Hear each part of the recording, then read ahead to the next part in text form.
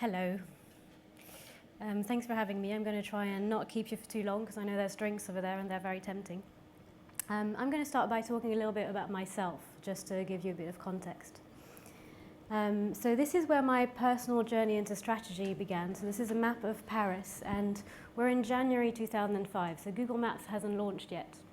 I'm going to talk quite a lot about maps today and orientation as a kind of homage to both What Three Words, but also Google, who's hosting us. And I was an account man there. I was an account man at a very big agency called BETC. It's an agency of about 500 people, still one of the biggest and most creative shops in Paris. And amongst these 500 people, there was not a single brand strategist, not a single account strategist to service the advertising business. So that's where I started. And then in 2008, so Google Maps has launched now, I moved to London. Spent a bit of time at Mother, where I was a strategist in an agency that did not have account men, so it wasn't really much of a change.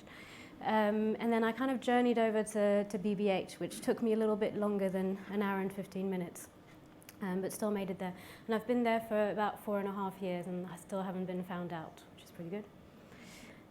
So I guess I don't know whether the fact that I started my career in the 21st century is enough to qualify me as a 21st century strategist. But then apparently the fact that I had a Game Boy when I was 8 and an email address when I was 15 is enough to qualify me as a digital native, so I'm going to take the leap. And I think what's interesting about this decade is I've sometimes been called a strategist, but I've never been called a planner. And I don't want to get bogged down in semantics and labels and what does planner mean versus strategist. But I think there's quite an interesting shift here, away from planning, which is quite an interesting way of looking at the shift from 20th century to 21st century strategy. I quite like Napoleon. That's probably because I'm French. And he's very short, like me, so I use lots of Napoleon references all the time. And I think what's interesting about Napoleon is he was a very, very good planner. So if you define good strategy as something that wins you a battle above and beyond what just the balance of resources could have determined, Napoleon was actually very, very good at it because, for a short Corsican man, he basically managed to conquer the whole of Europe in 7 years, which is a pretty good deal. And all of his biographers talk about how much of a planner he was. He would spend a huge amount of time crafting battle plans, thinking about how the battle was going to go and how he was going to, plan each and every one of his moves. And I think in the world of marketing and brands, it was something quite similar. Planning was all about long-term, carefully thought out, stuff that was kind of thought of from a distance. You would kind of sit somewhere in a mountain quite far away from the battle and think about the battle ahead. It left little room for experimentation, and it meant that failure was just not an option. Now, there was quite a lot of problems with that type of approach to war and also that type of approach to strategy, of course. The first one being, it was quite slow and heavy. So this is a painting that illustrates the siege of Saragossa, which was a particularly bloody and difficult step in the Battle of Spain. It lasted about 9 months, cost each size thousands and thousands of deaths. And that's kind of the problem with, long-term, heavy, carefully thought out planning, because of course it does fail. Everything does fail once in a while. And when it does so with great consequences and at great cost. This type of planning could grind to a halt and effectively lead to paralysis. You literally get stuck in Saragossa for 9 months. And it didn't really know how to bounce back. And then what happened was this. Not actually the Matrix, although the Matrix did happen, but data, the digitization of life and of our relationship with brands, which meant that suddenly a whole lot of data was available and told us a lot about what people actually did, not just what some people in the focus group had said that they thought and did, which was all very artificial and unreliable. And so the ability to measure every single interaction throughout the consumer journey to understand with much more granularity how people behaved really transformed strategy. So the new type of strategy that's emerged is much more responsive, much more short-term. It's fast, it's fluid, it learns in the field, It's reactive and it's customer-centric. It experiments, it operates through lots of small fires, it tests and learns. So, that's one definition of 21st century strategy. And in a way, actually, 21st century strategy is arguably less and less strategic. It's more and more tactical. And there's a very fine line between small strategic fires and random tactical fires. And I guess where you cross that line is quite interesting. Neil in the day wrote a lot about unplanning and the idea of being always in beta, the idea of strategy in the field. So I guess the question is, how far do we go? And what is the future we're running towards? The question I have is it a future where we even need strategy anymore? And this is a book that I enjoyed reading last year. I know it's quite a controversial topic to bring up in this building, but I'm going to do it all the same. In this book, Dave Eggers kind of poses the question of whether in a transparent society we still need politicians, we still need institutions. Because arguably, actually, if data tells us in real time exactly what citizens think and want on any given issue, on any given policy, then you don't need intermediaries, you don't need politicians anymore. And I guess the same question applies to strategy. Do we still need strategy in a world where data tells us exactly what consumers think and want in real time, or does the need for intermediation disappear? Maybe it's just because I want to think that my job still has some kind of relevance, but I think obviously the answer is no. There's a very interesting quote that I'd like to suggest you to read from Alistair Kroll. This is a blog post that was published about 2 weeks ago. It's called A Life Less Optimized. And I'll leave you to read it for a minute.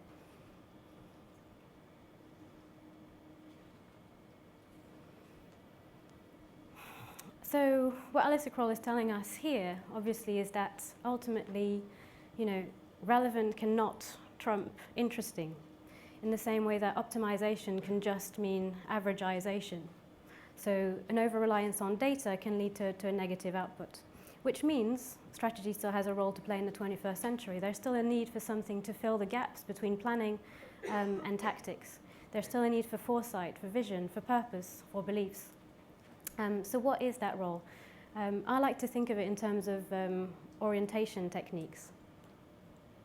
So bear with me for a sec. In the 20th century, for example, people carried an A to Z around at all times. It was necessary. And similarly, the kind of planner strategist's role was to craft very detailed itineraries, to think about how we would get a brand from A to B. They would spend time working out every turn, every move, exactly how we was going to get there. The terrain was known, and it changed quite slowly. So forward planning was just an efficient way of using time. And then the landscape started shifting as you went along. The digital revolution meant that media habits, consumer attitudes, entire categories were transformed by the digital revolution. It became harder and harder to trust that the terrain we know today would be the same tomorrow. And in parallel, lots of new tools started appearing. Tools that meant that you didn't really need to plan your journeys ahead anymore. You could just orientate yourself in the moment. And so the pocket map kind of became obsolete. A lot of people threw away their A to Zs. I actually kept mine because for when my mum comes to visit, she doesn't really like to use her phone. But arguably, therefore the concept of planning became redundant. And yet,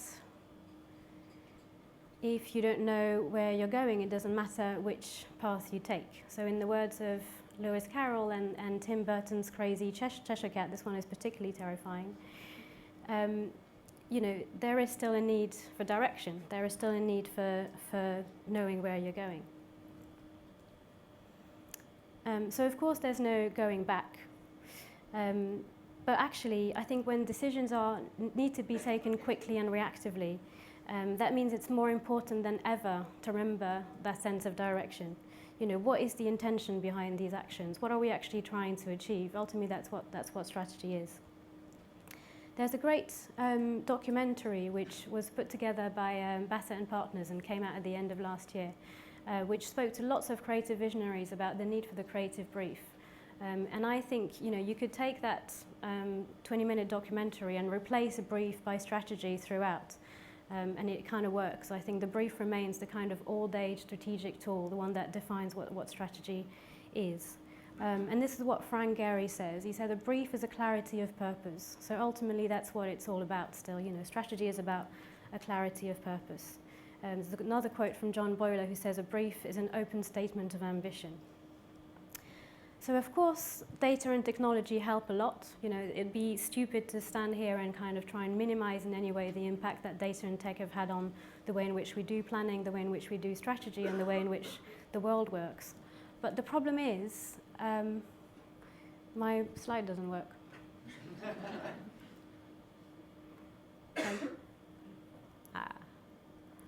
Try again. Never mind. Imagine that this is a visual of someone looking down as they're walking on the street, and they're looking at their phones, and the text says, it's worth looking up once in a while. Because the problem with you don't look up is you miss out on lots of stuff. Whilst, short-term micro-understanding of the world is necessary, it has to come together with long-term vision and imagination. Data cannot replace insight. Users are important, but they don't replace people.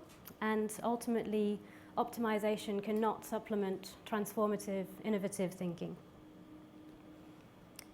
And ultimately, you might get lost. That's the problem with over-reliance on anything, because things break, because data points get questioned. You find a new benchmark, and suddenly the data point that you are using loses all meaning. It becomes irrelevant.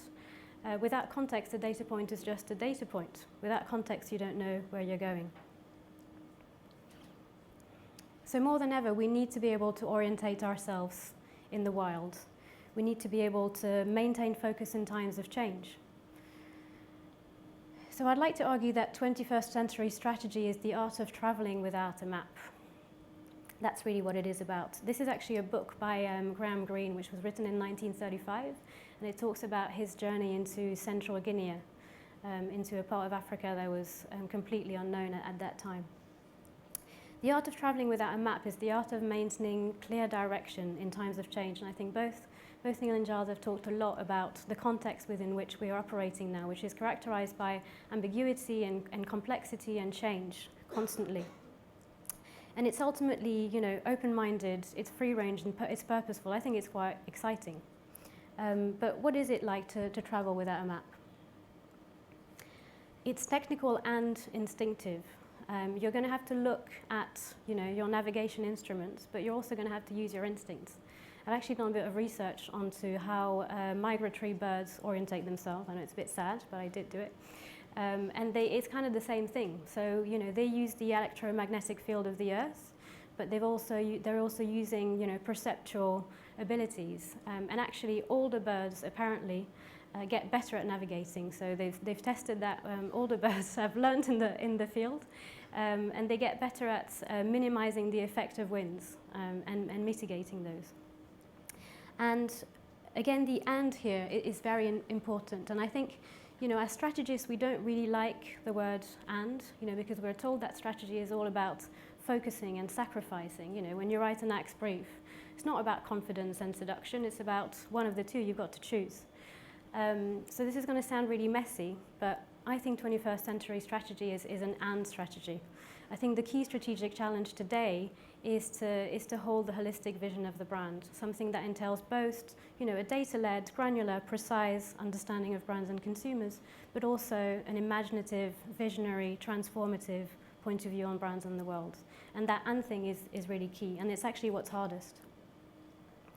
Nick Kendall, you might have read his piece in Campaign a couple of weeks ago. He's writing a book which is called 21st Century Brands, which I wish I could have read before doing this talk.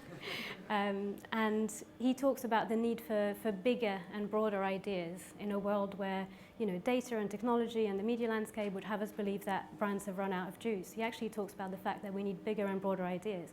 And I think that's why, because we need strategies that can flex across user journeys and budgets and media constraints and different types of briefs. Oh, I just went back.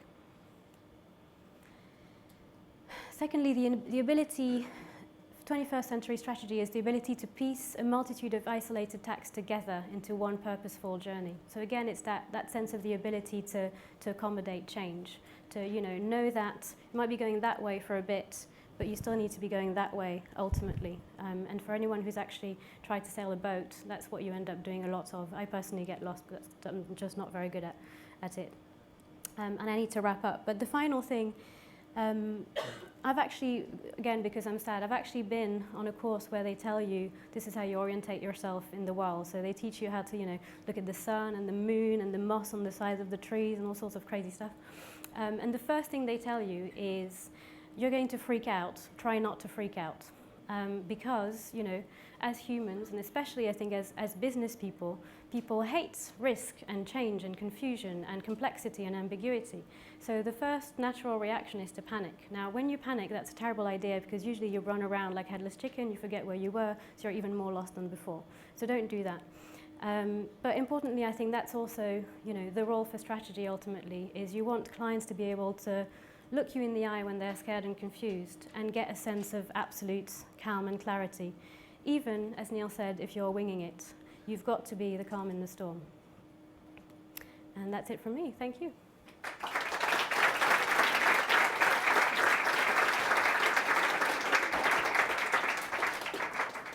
Yeah, I'm going. I just want to do it. No, I'm not mic'd up. I invite our speakers up. Should we do a little Q&A?